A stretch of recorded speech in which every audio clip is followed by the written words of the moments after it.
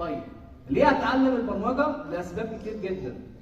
انا دلوقتي لو هنفترض ان انا صاحب شركه مقاولات، اللي عنده سكيلز البرمجه سرعه توظيفه او ان هو يلاقي اوبورتيونيتي او جوب يعني بتزيد من 1 ل 100 ضعف. هتقول لي ليه؟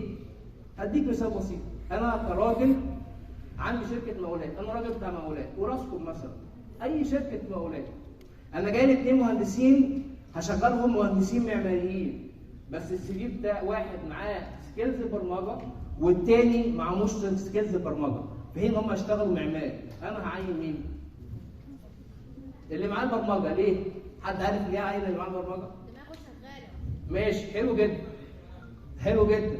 عنده حل مشكله، عنده مهاره حل المشكلات، عنده ايه تاني؟ يعني انا دلوقتي لو حبيت اجيب سيستم للشركه فهو فاهم السوفت وير او فاهم البروجرامينج ومعاه البيزنس ان هو مهندس معماري او ايا يكن هيشتغل في تخصص ايه، فهيساعدني ان هو يقدر يديليفر المعلومات للشركه عشان الشركه تسلم لي السوفت وير بتاعي بشكل صحيح.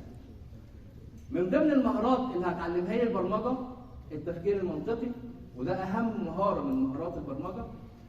التفكير النقدي والتفكير الابداعي، تمام، والتفكير التحليلي ان انا ابدا احل المشكله. الحاجه الثانيه ان هو هيبقى لايف ستايل لحياتي عموما، ان انا لو حطيت اي مشكله في حياتي انا لما باقي يعني هنسال مثلا اي حد من الشباب لو لقيت مشكله في كود انت بتعمل ايه؟